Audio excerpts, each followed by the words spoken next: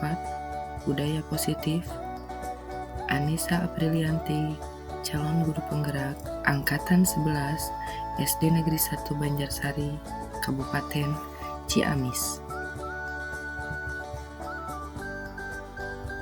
Penyebaran pemahaman budaya positif kepada rekan guru di SD Negeri 1 Banjarsari. Perkenalan, fasilitator Bapak Dr. Haji Munawir, SPD MM, Bapak Pengajar Praktik Bapak Wahidin, SPD, dan saya sendiri, calon guru penggerak Angkatan 11 Anissa Aprilianti, SPDI. Latar belakang diadakannya diseminasi penerapan budaya positif di sekolah, yaitu diantaranya sekolah menjadi wadah untuk mendidik murid agar menjadi insan yang berbudi luhur melalui budaya positif yang diajarkan. Membangun budaya positif di sekolah tentu bukanlah tugas seorang guru saja, tetapi keterlibatan, kerjasama, kolaborasi, serta komunikasi yang baik dari semua pihak. Budaya positif merupakan perwujudan dari nilai-nilai yang diterapkan yang secara tidak langsung menjadi cerminan dari tujuan mulia atau nilai-nilai yang sekolah anut dan yakini selama ini. Oleh karena itu, setelah saya mempelajari modul 1.4 tentang bagaimana membangun budaya positif di lingkungan sekolah, saya merasa ikut bertanggung jawab untuk menyebarkan pemahaman atau mendiseminasikan konsep-konsep tersebut kepada seluruh warga sekolah, dengan harapan agar tercipta lingkungan belajar bagi peserta didik yang menyenangkan dan berpihak pada peserta didik. Tujuan aksi nyata. Tujuan kegiatan membangun budaya positif di sekolah antara lain adalah menumbuhkan karakter murid untuk mencapai keselamatan dan kebahagiaan, serta mengembalikan murid kepada kelompoknya dengan karakter yang lebih kuat. Melakukan kegiatan pembiasaan murid untuk mengimplementasikan nilai-nilai profil pelajar Pancasila. Seluruh guru dan tenaga kependidikan paham konsep kebutuhan dasar, posisi kontrol, dan segitiga restitusi. Yang menjadi tolak ukur yaitu terciptanya lingkungan belajar yang aman, nyaman, dan menyenangkan, terwujudnya pembelajaran yang berpihak pada murid. Guru dan murid menerapkan budaya positif secara konsisten, dan peserta dapat mengaplikasikan nilai-nilai profil pelajar Pancasila secara sadar dan berkesinambungan dalam proses belajar. Adapun langkah-langkah yang akan dilakukan diantaranya ialah: pertama, meminta izin kepada kepala sekolah terkait kegiatan diseminasi budaya positif. Kedua, sosialisasi kepada seluruh warga sekolah meliputi kepala sekolah, guru, murid, dan tenaga kependidikan terkait disiplin positif, kesepakatan kelas, dan profil pelajar Pancasila, dan praktik segitiga restitusi. Ketiga, guru memfasilitasi peserta didik untuk membuat kesepakatan kelas. Kesepakatan kelas yang telah disepakati selanjutnya ditandatangani seluruh warga kelas dan dipasang di dinding kelas. Dukungan yang dibutuhkan oleh calon guru penggerak dalam mendiseminasikan penerapan budaya positif diantaranya dukungan serta partisipasi aktif dari kepala sekolah dan seluruh guru dalam kegiatan diseminasi budaya positif. Kolaborasi seluruh warga sekolah dalam membiasakan budaya positif di sekolah. smart TV, laptop, dan materi budaya positif. Dan mudah-mudahan juga kegiatan hari ini bisa berjalan dengan lancar. Salawat serta salam kita curahkan kepada junjungan kita Nabi besar Muhammad Sallallahu Alaihi Wasallam. Untuk kegiatan hari ini, izinkan saya untuk membacakan susunan acara. Yang pertama pembukaan, yang kedua sambutan dari kepala sekolah, yang ketiga kegiatan inti, dan yang keempat penutup. Untuk kegiatan diseminasi budaya positif ini kita buka dengan bacaan basmalah bersama-sama. Bismillahirrahmanirrahim. Selanjutnya yaitu sambutan dari Bapak Kepala Sekolah kepada Bapak Haji Nono, SPDI, kami silakan. Terima kasih. Assalamualaikum warahmatullahi wabarakatuh. Alhamdulillahirabbil alamin. Wa bihi nasta'inu ala umuri wadin. Wa ala alihi wa sahbihi ajmain. Asyhadu an la ilaha illallah wahdahu la syarika lah. Wa asyhadu anna sayyidana Muhammadan abduhu wa rasuluh alladzi la nabiyya ba'dahu. Puji serta syukur seraya kita panjatkan kepada Allah Subhanahu wa taala. Alhamdulillah pada kesempatan siang hari ini kita semua bisa berkumpul dalam rangka mengikuti diseminasi di SD Negeri 1 Banjarsari dalam keadaan sehat semuanya, dan kami perhatikan Bapak dan Ibu selaku peserta diseminasi ini masih dalam keadaan segar, masih dalam keadaan semangat. Mudah-mudahan kita ke depan dalam melaksanakan kegiatan apapun untuk kepentingan baik itu lembaga, satuan pendidikan, peserta didik, kita dalam keadaan sehat semuanya. Amin. Tidak lupa sholawat dan salam semoga tersurah limpahkan pada baginda alam Nabi Agung Habibana wa Nabiyana Muhammad Sallallahu Alaihi Wasallam, dan mudah-mudahan sholawat kita sampai kepada keluarganya, para sahabatnya, para tabi'innya, dan mudah-mudahan kita berharap nanti dijauhkan mendapat pertolongan, mendapat syafaat dari beliau. Amin ya Allah ya Rabbal alamin. Bapak dan Ibu yang kami hormati, terutama di sini sebagai narasumber dari peserta pendidikan guru penggerak atau calon guru penggerak, Ibu Anissa sebagai narasumber hari ini, siang hari ini.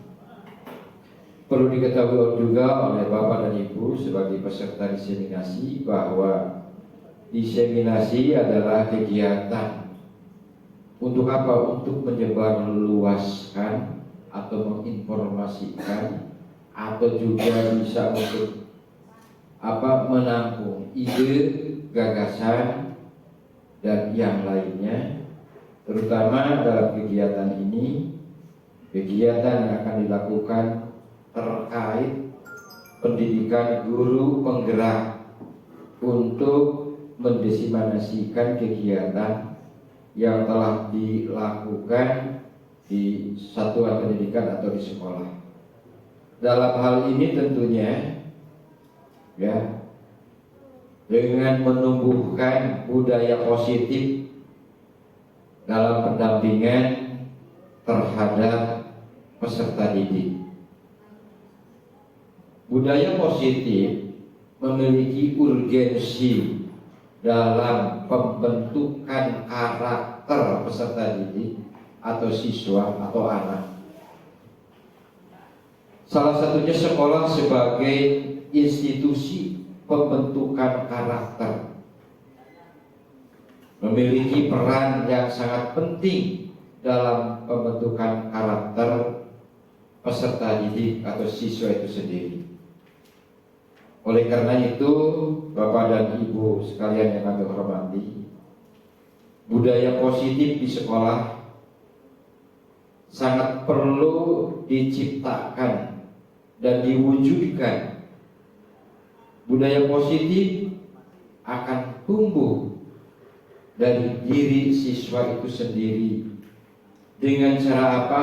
Tiada lain dengan cara membiasakan mereka untuk menerapkan apa yang sudah menjadi keyakinan mereka yang nantinya bisa diwujudkan dalam perilaku penanaman karakter ini, ya, khususnya oleh peserta didik itu sendiri. Nah, selanjutnya untuk mewujudkan hal tersebut, maka ada tuntutan bagi kita selaku guru. Guru diharapkan dapat melakukan gerakan awal untuk dapat menggerakkan siswa itu sendiri dan meminimalkan, mengurangi, atau bila perlu menghilangkan hukuman dalam kegiatan proses belajar mengajar yang langsung berhadapan dengan peserta didik itu sendiri.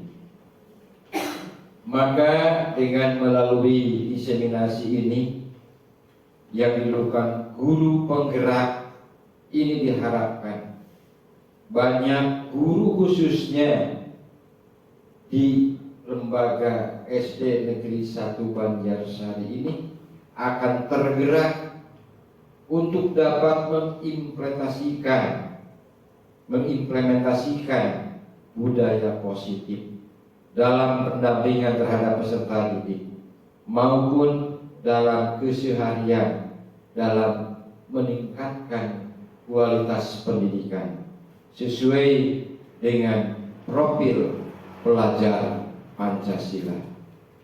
Dengan demikian, Bapak dan Ibu semuanya, mudah-mudahan khususnya di SD Negeri 1 Banjarsari dengan adanya diseminasi ini lagi bisa lebih meningkatkan dalam profil pelajar Pancasila, proses pembelajaran, dan adanya perubahan karakter pada peserta didik itu sendiri. Selanjutnya, selamat mengikuti diseminasi ini. Tidak banyak yang kami sampaikan.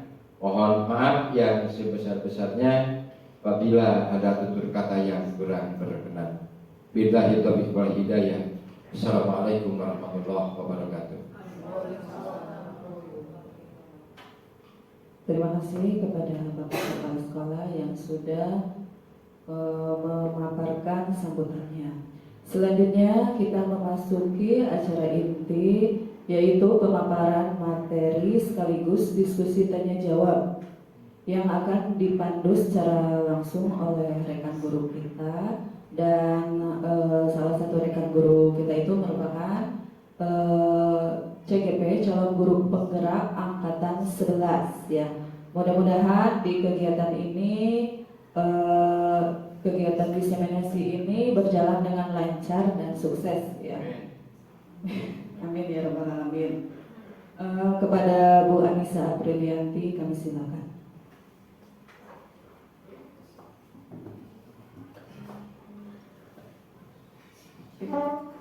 Baik, terima kasih sebelumnya kepada pembawa acara yang telah memberikan waktunya dan telah mengatur acara agar acara ini berjalan dengan lancar. Dan terima kasih juga kepada Bapak Kepala Sekolah yang telah memberikan sambutannya. Semoga apa yang beliau harapkan dapat kita capai bersama ya. Bismillahirrahmanirrahim. Assalamualaikum warahmatullahi wabarakatuh. Apa kabar semuanya? Baik, ini betul sekali tadi kata Ibu Rira di jam-jam rawan ya. Saya mungkin sebelumnya meminta maaf karena mengadakan acaranya itu karena memang setelah sekolah selesai ya, setelah anak-anak selesai belajar, setelah anak-anak pulang, betul sekali. Tidak mungkin kita meninggalkan kewajiban kita sebagai pendidik dan membiarkan anak-anak kita belajar sendiri di dalam kelas walaupun kita mungkin memberi tugas atau lain halnya.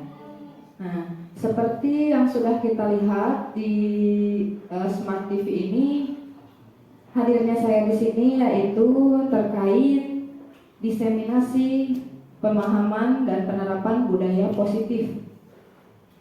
Ada yang tahu budaya positif itu apa? Ada yang tahu? Oke, mulai loading ya sepertinya. Bu Rina, bagaimana kalau kita ice breaking aja dulu ini? Ya, biar semangat. Ice breakingnya ada 1 kali ini. Kita berdiri dulu ya, Bapak Ibu sebentar ya. Kita buat 2 baris aja. Ini ada Bu Irna, Bu Irma, Pak Riki, dan Pak Hanif. Boleh berdiri di sebelah sini. Pak Hendra, Bu Sri, Bu Ega, Bu Risma, dan Bu Nur sebelah sini.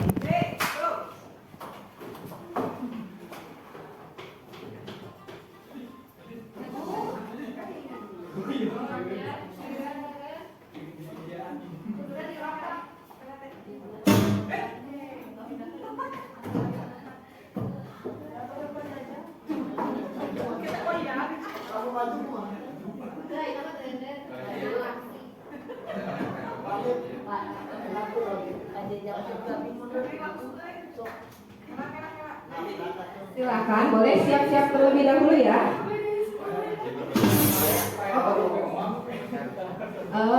Iya, cekap atas. Dilihat saja dulu ya. Boleh di stop dulu ya, sebentar. Di stop dulu.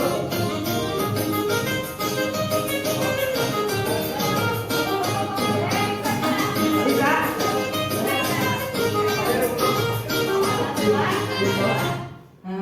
Oke, jadi polanya itu kanan 2 ya. 1 kali, 2 kali, kemudian kiri 1 kali, 2 kali, maju 1, mundur 1, maju, maju, maju, 3 ya. Baik ya, siap Bu Rira? 1, boleh sambil melihat gambar ya. Kita lakukan dengan bahagia ya. Tangannya di pinggang, atau boleh di pundak teman juga boleh. Ya. Kiri, maju, mundur, maju, maju, maju, kanan, kanan, kiri, kiri, maju, mundur, maju, maju, maju, kanan lagi, masih, maju, maju,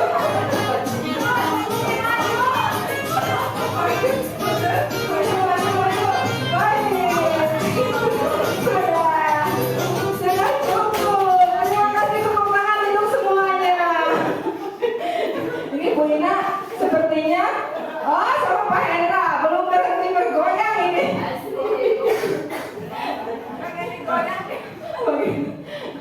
Alhamdulillahirobbilalamin. Mudah-mudahan mengurangi rasa kantuk kita ya Bapak Ibu ya. Mau lagi, nanti lagi. Kita lanjut ke apa saja yang akan kita pelajari atau yang akan kita informasikan pada hari ini.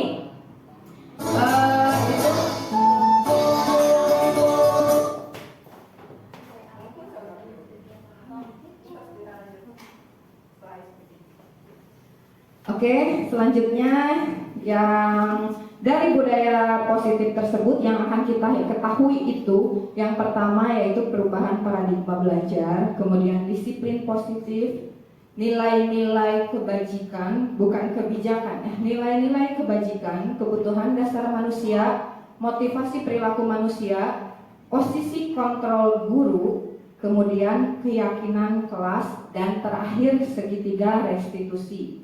Nah, itu budaya positif yang akan kita terapkan di sekolah dan memang seharusnya kita terapkan di sekolah ya.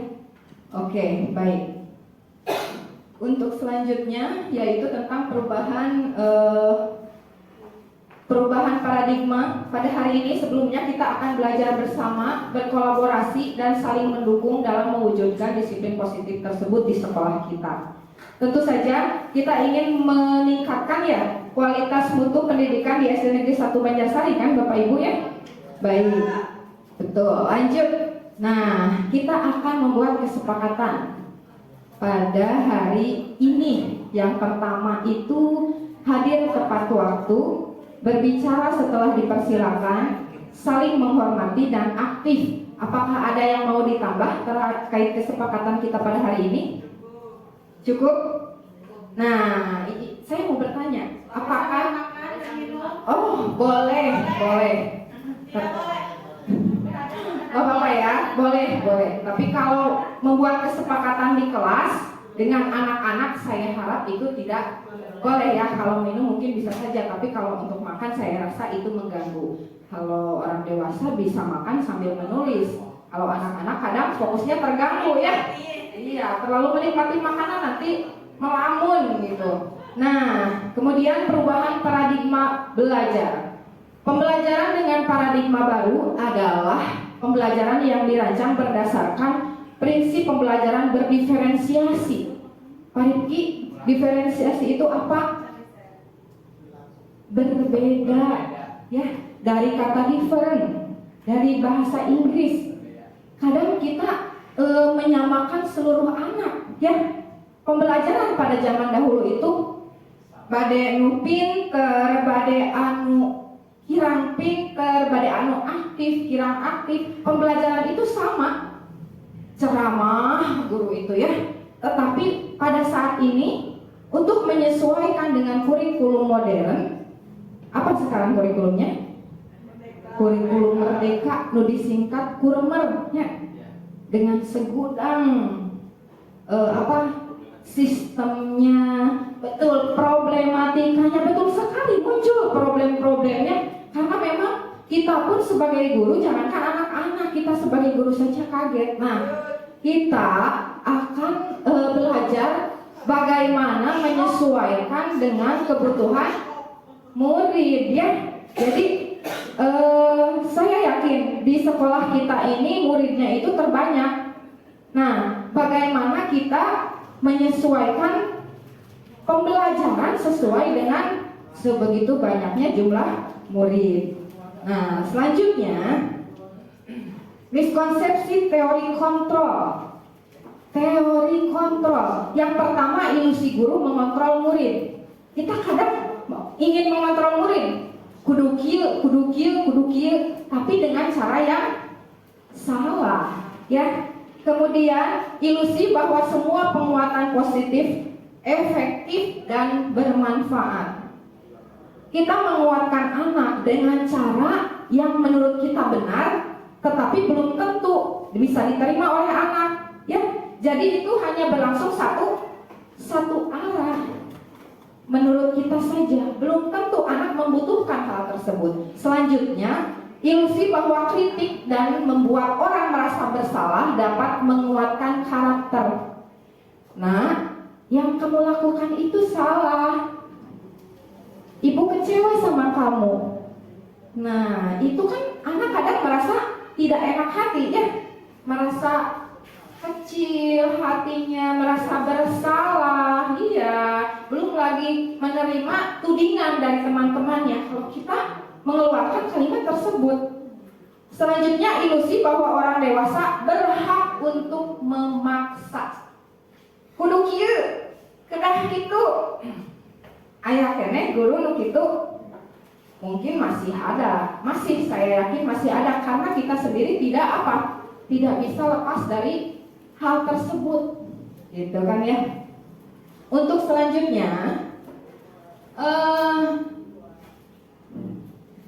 jadi terkait ilusi-ilusi ini kita harus menghindarkan diri dari miskonsepsi teori kontrol ini ya. Mudah-mudahan kita bisa keluar dari zona ini. Nanti ada zona posisi kontrol yang menurut kurikulum merdeka tepat. Jadi ada posisi kontrol di mana kita terhadap murid itu nyaman, aman, tenang, dan membuat murid merasa bahagia berada di dekat kita, berada di dalam kelas. Baik, kita ada sebelumnya di kurikulum 2013 itu ada teori stimulus respon ya. Kita memberi anak pemantik tetap. Nah, kemudian betul anak berpikir tapi sesuai dengan keinginan kita, bukan keinginan anak. Kita bisa lihat ya, stimulus respon dengan teori kontrol tentang dunia yang akan kita pelajari hari ini.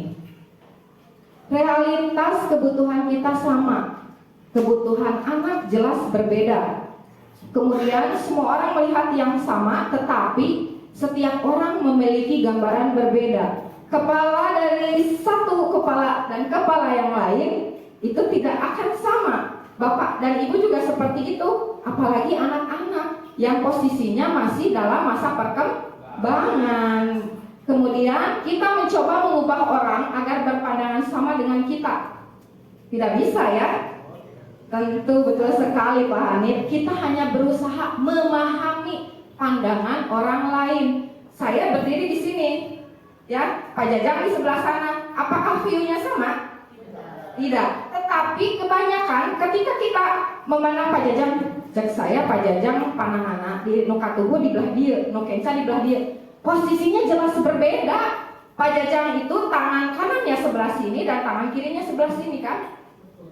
Tetapi kita kadang seringkali memaksakan pandangan kita itu harus sama dengan pandangan orang lain. Padahal hanya saja kita yang harus mengubah paradigma. Kita yang harus memahami perbedaan tersebut. Kemudian perilaku buruk dilihat sebagai suatu kesalahan. Di dalam teori ini semua kesalahan mempunyai tujuan.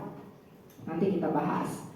Orang lain bisa mengontrol saya, tetapi pada dasarnya hanya diri kita yang bisa mengontrol diri kita sendiri. Nanti kita akan lihat di keyakinan bagaimana anak tersebut bukan kita yang mengontrol, tapi anaknya sendiri yang akan mengubah keyakinannya.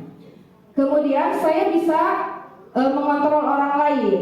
Anda tidak bisa mengontrol orang lain. Pemaksaan ada pada saat bujukan gagal. Tidak, kolaborasi dan konsensus menciptakan pilihan-pilihan baru. Nanti anak yang akan menentukan pilihannya, bukan kita ya. Kita hanya bertanya pada anak. Selanjutnya, disiplin positif.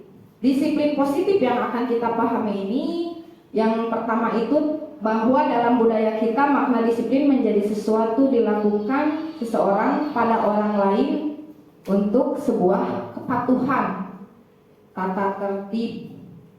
Kemudian disiplin yang sudah kita pahami itu bahwa anak itu harus nurut, kudu tunduk, abot teguh pamit itu bagi anak. Susah ya, berat. Karena tidak datang dari kesadaran sendiri. Kembali lagi bahwa itu hanya satu arah dari pihak sekolah saja, berbeda dengan dari pihak anak atau siswa. Disiplin positif adalah salah satu cara penerapan disiplin yang bertujuan untuk menumbuhkan kesadaran serta memberdayakan murid tanpa imbalan. Neng, engke upami tiasa ngerjakeun ku ibu dipasihan permen. Hadiah berarti ada alasan ya, bukan dari hati. Betul. Yang ketiga, sebagai pendidik tujuan kita adalah menciptakan anak-anak yang memiliki disiplin diri sehingga mereka bisa berperilaku dan mengacu pada nilai-nilai kebajikan universal. Ya, nilai kebajikan universal. Nilai kebajikan universal itu apa? Ada yang tahu? Nilai kebajikan itu adalah nilai-nilai yang sudah disepakati oleh umum, seperti nilai-nilai profil pelajar Pancasila. Itu salah satu nilai-nilai kebajikan universal. Selanjutnya, nah, baru saja disebutkan ya, nilai-nilai kebajikan itu nilai yang disepakati bersama, lepas dari suku, bangsa, agama, bahasa maupun latar belakang, ningali perbedaan. Semuanya sama gitu, sudah disepakati bersama. Nah, nilai-nilai kebajikan ini yang pertama kita lihat yang kita tekuni sekarang itu dalam kurikulum Merdeka itu sesuai dengan profil pelajar Pancasila yang sedang digaung-gaungkan sekarang ya. Sudah mulai diterapkan di kelas? Sudah. Bahkan kemarin kita di in-house training sudah menerapkan dalam sebuah visi sekolah kita ya, diperbaharui bahwa kita itu ada beriman, bertakwa, kemudian mandiri, bernalar kritis, berkebinekaan global, bergotong royong, dan kreatifnya itu sudah kita masukkan ya di visi sekolah kita. Semoga dengan jalan atau dengan proses budaya positif karakter dengan kesesuaian dengan profil pelajar Pancasila ini bisa terwujud. Kemudian menurut Ibu Primarius Program, sikap murid yang disepakati ini ada toleransi, rasa hormat, integritas, kemudian mandiri, menghargai, dan lain-lain. Itu sesuai dengan Ibu. Kemudian sesuai dengan petunjuk seumur hidup dan keterampilan hidup atau life skill, anak itu harus dapat dipercaya, lurus hati, kemudian pendengar yang aktif, tidak merendahkan orang lain, memberikan yang terbaik dari diri. Itu anak sudah dapat dipercaya belum oleh kita? Bagaimana kita membuat anak tersebut menjadi pribadi yang jujur? Kadang kita lupa di sekolah, nepi ka sekolah budak mah nu penting mah nilainya 100 geus disebutna naon? Pinter. Tapi kita lupa karakter yang lain. Ya, yang kita lihat hanya standar akademis.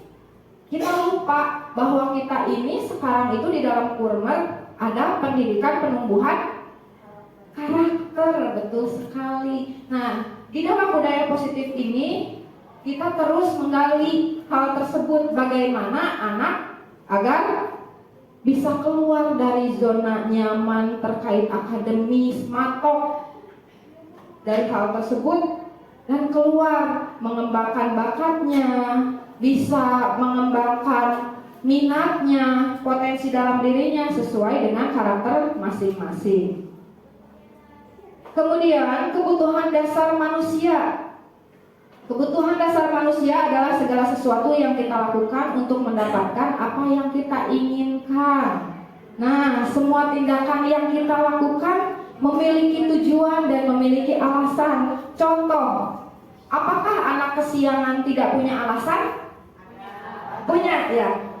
Tetapi kadang kita melihat kesalahannya saja. Kamu terlambat datang ke sekolah, kamu salah. Apakah kita bertanya pada anak penyebabnya? Kemudian kita kadang tidak memberi kesempatan kepada anak, pertama untuk menjelaskan, yang kedua untuk memperbaiki. Di dalam budaya positif ini kita memberi ruang pada anak untuk melihat kesalahannya. Yang pertama, dia tahu bahwa itu salah. Yang kedua, memberi ruang untuk memperbaiki kesalahan tersebut. Selanjutnya, 5 kebutuhan dasar manusia. Nih, yang pertama itu kebutuhan untuk bertahan hidup. Contohnya apa saja? Makan, betul Bu Nur. Makan. Makan, kemudian apa? Pakaian, kemudian apa? Rumah. Nah, lanjut. Yang kedua itu cinta dan kasih sayang. Butuh ya? Sangat butuh. Perhatian dan lain-lain. Kemudian kebebasan. Ya, anak. Mangga Bapak silahkan. Anak itu kadang tidak tercukupi kebebasannya ketika di dalam kelas. Tong garandeng wae. Gitu ya. Saha eta cenah kitu. Nya eta teh mungkin sanes dekenging, tetapi dihindari dari budaya positif mah hal tersebut teh. kita berusaha mengarahkan anak supaya kebebasannya terpenuhi, tetapi tujuan pendidikan juga terpenuhi. Yang keempat, kesenangan. Ibu, da abi resepna amangan ieu healing. Misalkan di kelas saja ya, abi resepna teh ieu. Bagaimana caranya kita menyalurkan, memasukkan pendidikan dalam kesenangan anak tersebut. Kemudian selanjutnya kekuasaan. Kekuasaan apa? Anak butuh dihargai. Betul. Butuh sekali. Butuh pengakuan. Pengakuan ini termasuk ke dalam kekuasaan. Butuh diakui. Bade anu pinter, nu teu acan pinter. Itu semua butuh pengakuan. Kade Bapak Ibu pilih membanding-bandingkan siga sieu kuduna kamu teh kekenging kitu jadi nu pinter dirangkul anu teu acan pinter oge kedah dirangkul. Nah di sini ada penjelasan tadi kedah dikekepan cenah ya mau dong. Kebutuhan hidup nanti barusan sudah saya jelaskan ya sedikit terkait ini, di mana kebutuhan hidup itu terkait kebutuhan yang bersifat fisiologis untuk hidup, misalnya kesehatan, rumah, makanan, dan lain-lain. Nah, lihat motivasi perilaku manusia itu dari mana atau hal apa yang menyebabkannya. Motivasi kita tahu yaitu dorongan ya yang timbul dalam diri seseorang secara sadar atau tidak sadar. Ada antara A dan B, itu motivasi dari luar. Yang A untuk menghindari ketidaknyamanan atau hukuman. Anak patuh, tapi alasannya apa? Ameh orang teu dihukum ya, Bu Sri. Iya, takut sieun supaya teu dihukum datang ke sakolana ulah kasianan.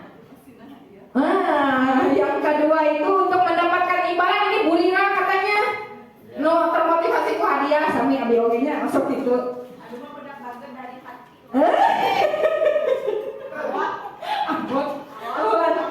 Jadi untuk mendapatkan imbalan itu motivasinya dari luar, ekstrinsik, bukan dari dalam.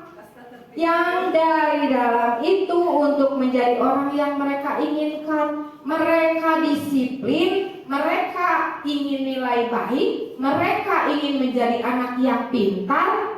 Itu dari hati. Oh, mau dari hati. Nah, di sini ada teori konsekuensi, hukuman, penghargaan, dan restitusi. Ini kita yang mana nih? Teori konsekuensi disepakati, terencana, murid dibuat tidak nyaman karena guru selalu memonitor. Kamu kalau tidak mau belajar, nanti nilainya sama bapak 60 gitu. Kamu nanti kalau misalkan tidak mau ikut olahraga, Pak Mamat ya. Misalkan engke bakal anu. Nah, untuk ini renang itu nah. Nilainya kumaha cenah kitu. Nah, mau ditangkep, jauh karena ditangkep. Lanjut. Teori hukuman.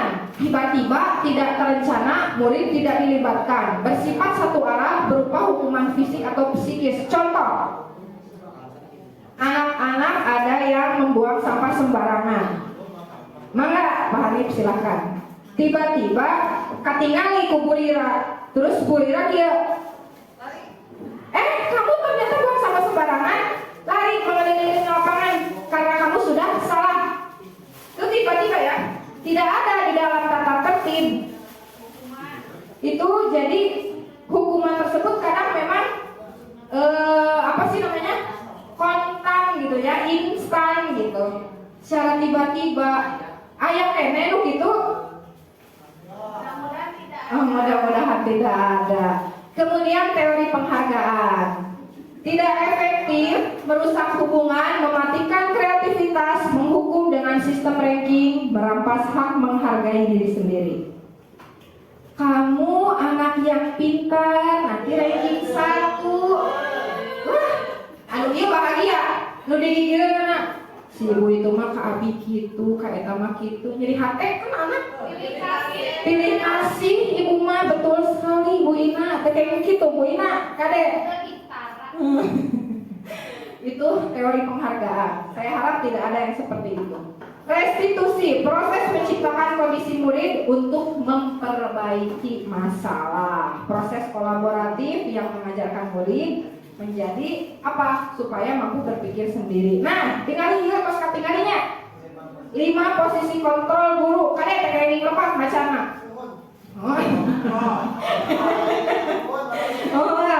Nah, yang pertama kata Wis, penghukum. Ningali heula batur mah senengan anu ningali gambar Bu Dira, ali mah ningali bacaan mah. Penghukum. Kemudian pembuat merasa bersalah. Begitu. Terus menjadi teman, menjadi pemantau dan menjadi manajer. Lanjut Bu Dira. Di posisi penghukum sudah jelas tadi saya jelaskan ya. Farhan lari mengelilingi lapangan karena suatu hal yang dia itu salah gitu. Tetapi tiba-tiba Fajajan, kamu sejewer, hukuman fisik. Atau dia kamu bla bla bla bla bla jadi hukum, tapi psikisnya kena mental. Etadon, betul. Jangan sampai. Kemudian yang kedua itu membuat merasa bersalah. Farhan, berapa kali ibu bilang, kamu selalu saja membuat ibu kecewa. Psikisnya juga kena ya. Kenapa kecewa? Sebagai teman, ayo dong Farhan, kamu bantu ibu ya, supaya ibu tidak dimarahi kepala sekolah kalau kamu selalu membuat kesalahan. Justru kalau kita menjadi teman ya, menjadi posisi teman ini kadang anak melunjak ya Bu ya? Iya, kadang anak teh si ibu mah pepes meer cenah wani kene urang cek budak teh gitu. Ada posisi pemantau di mana perkataannya, Farhan, kamu sudah melanggar peraturan sekolah. Kamu tahu kan apa konsekuensinya? Dia menekan secara tidak langsung si guru tersebut ngabejakeun. Dari tata tertib yang dilanggar itu ada konsekuensinya. Itu posisi pemantau ya. Kemudian ada posisi manajer. Farhan, kamu tahu kan kesalahan kamu? Kira-kira bagaimana cara kamu memperbaikinya? Nah, itu membuat anak berpikir. Jadi posisi yang mana kita? Ada pembuat merasa bersalah. Kemudian tadi ada sebagai teman. Penghukum. Kemudian manajer. Aduh, mudah-mudahan ya semuanya memposisikan dirinya sebagai posisi kontrol manajer, karena itu yang sudah sesuai dengan profil pelajar Pancasila. Nah, ada yang tahu nggak? Tadi Pak Riki cenah bade naros ka abdi. Oh iya. Mengapa keyakinan kelas Pak Riki abdi teh bade naros?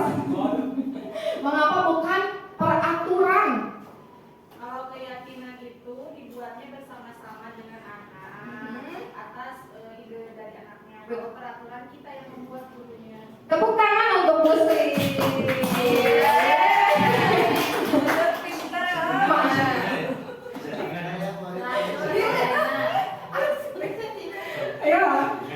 Tapi maaf ya Bu Sri, saya bukan pemberi penghargaan karena saya posisinya manajer. Aku sakit hati.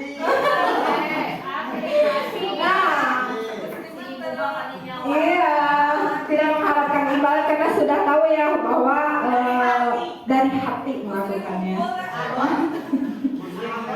Kecewa. Kalau dari hati tidak akan kecewa ya Bu Sri. Oke, betul sekali jawaban dari Bu Sri. Jadi keyakinan itu berbeda dengan peraturan, di mana keyakinan itu dibuat bersama. Ibu bapak teh ngadamel di kelas teh keyakinan kelas bukan peraturan kelas. Taros murid teh bade kumaha, hoyong posisina nu kumaha, hoyong kesepakatannya seperti apa di dalam kelas teh. Tanya kepada anak, beri anak kesempatan untuk mengeluarkan ide. Jangan hanya kita membuat di dalam banner atau kertas karton ya Bu. Tata tertib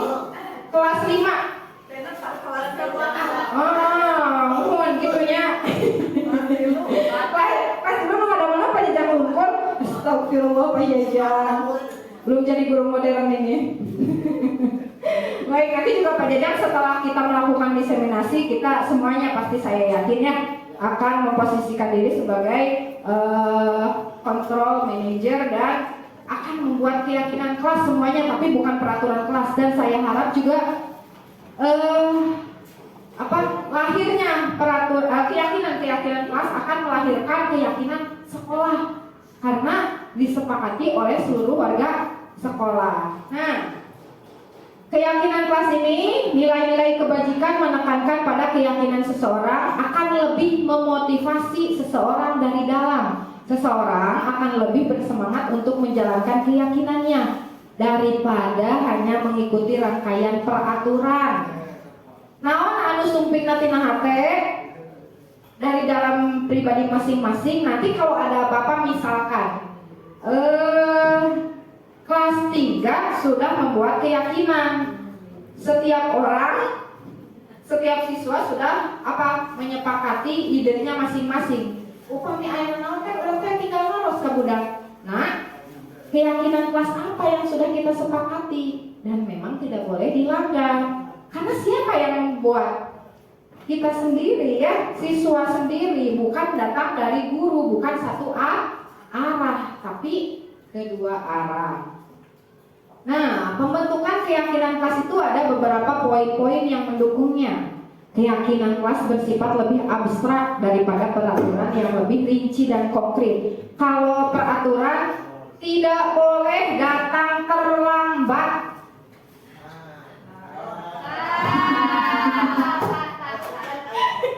Piket, piket tumpul semuanya. Iya.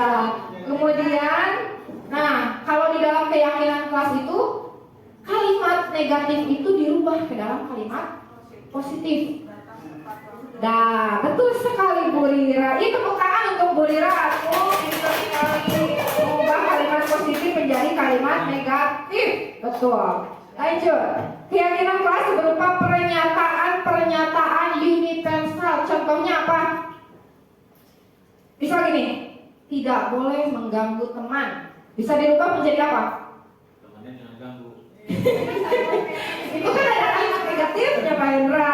Itu misalkan kalau kita itu dari tata tertib itu atau dari peraturan tidak boleh mengganggu teman, saling menghormati atau menghargai antar teman. Misalkan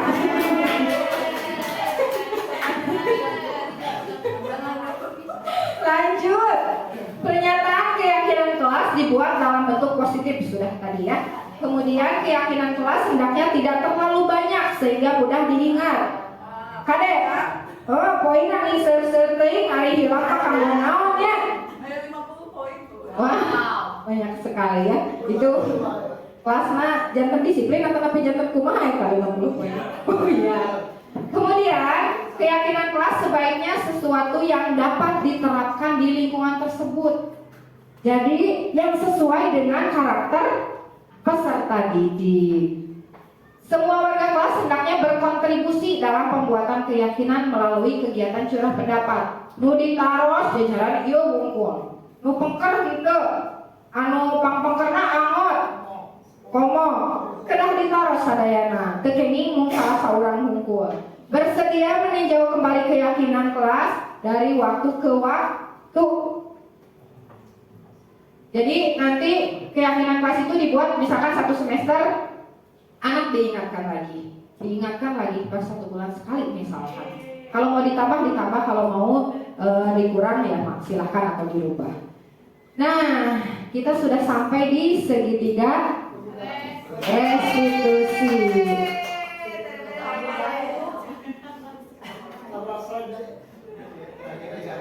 Di dalam segitiga restitusi merupakan proses dialog yang dijalankan oleh guru agar dapat menghasilkan murid yang mandiri dan bertanggung jawab. Upami muridna lepat, restitusina tekenging anu sanes. Iya. Sebelum lanjut, Ya, silakan. ingin tahu dulu pengertian restitusi itu apa sih? Pengertian pengertian restitusi itu merupakan proses dialog, Pak Hendra.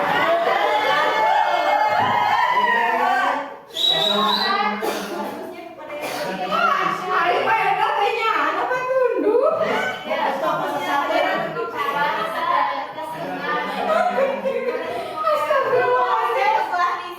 Atasnya ningali Pak Hendra atas orang-orang ayah dina Smart TV ningali restitusi merupakan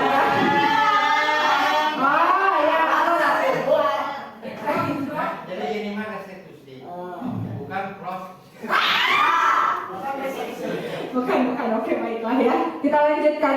Jadi Pak Hendra singkatnya seperti ini atau efisiennya seperti ini. Restitusi itu memperbaiki kesalahan anak dengan cara melaksanakan dialog, tetapi melalui 3 tahap.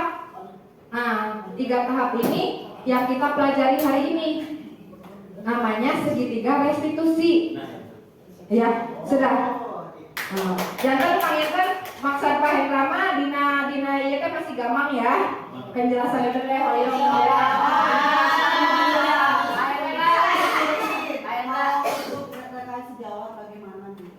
Oh, bisa. Sama saja Bu Irma, tapi saya yakin di sini mau aya guru anu lepat. Yang kita fokuskan ya bukan berarti benar semua, tetapi kita sebagai murid sudah dicontohkan oleh Ki Hajar Dewantara untuk menjadi teladan mungkin ya. Jadi sebisa mungkin meminimalisir apa yang tidak baik di hadapan murid itu kita jauhi atau kita hindari gitu kan ya. Jadi kita fokusnya kepada murid. Nah, di dalam segitiga restitusi ini tadi kita lihat ada menstabilkan keadaan, kemudian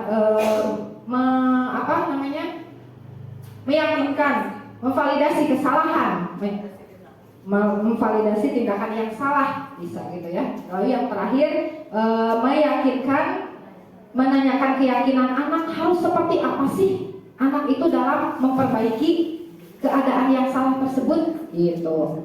Kita mulai dengan menstabilkan identitas. Berdasarkan prinsip membuat kesalahan adalah bagian dari proses pembelajaran. Jadi di dalam segitiga restitusi ini anak-anak nu lepat teh adalah sedang menjalani apa? Proses ya. Anak-anak itu sedang berproses. Ulah dugikeun ka budak anu salah beuki disalahkeun. Tetapi apa? Anak yang salah itu kita tumbuhkan keyakinan pada dirinya bahwa setiap orang berbuat salah itu wajar tidak ada manusia yang sempurna. Allah. Begitu ya. Jadi kalau misalkan ada anak misalkan amuk taros kurang teh kunaon ngamuk, misalkan dia menjawab abi teu nampi PR abi ditiron ku rerencangan, tidak menerima ya, jelaskan alasannya. Ulah deui kamu segitu aja jadi marah. Oh gitu. Jangan ya teh ya.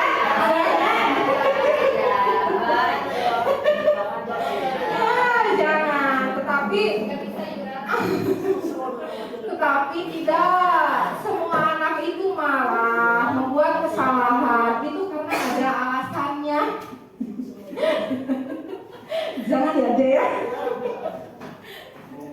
Oke, selanjutnya validasi tindakan yang salah berdasarkan prinsip setiap perilaku berupaya memenuhi kebutuhan tertentu tadi. Anak marah pada temannya yang mencontek PR-nya.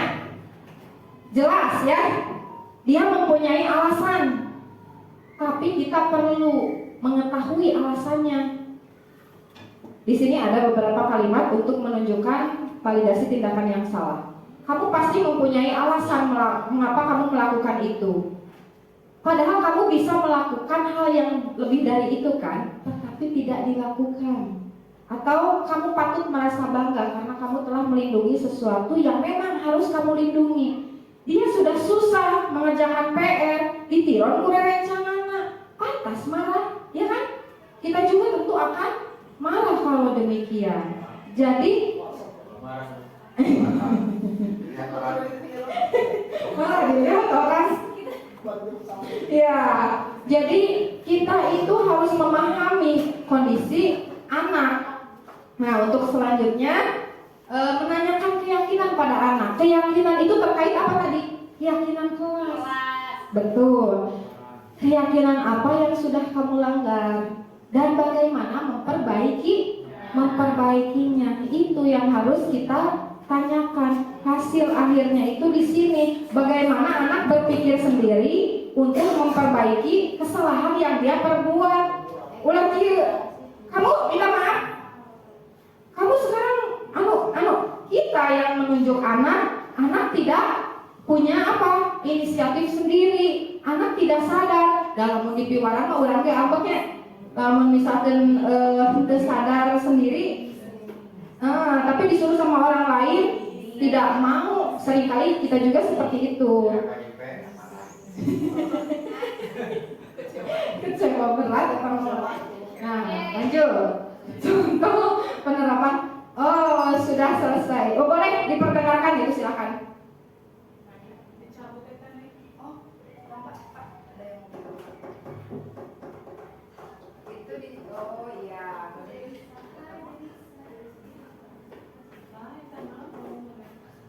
Volumenya enggak di itu ya.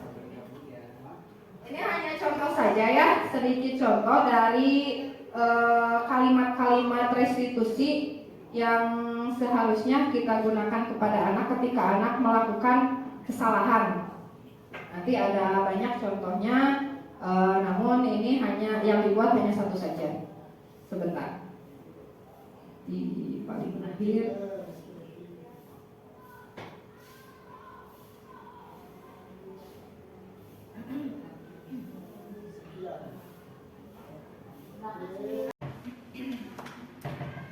Selamat siang, Neng Kansa. Siang Bu, Bagaimana kabarnya hari ini? alhamdulillah baik. Ya, Ibu dengar beberapa kali kamu datang terlambat ke sekolah.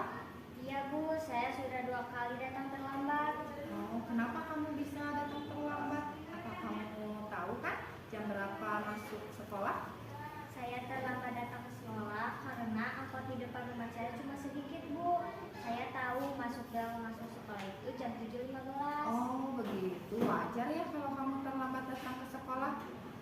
Menurut kamu keyakinan sekolah mana yang sudah kamu langgar?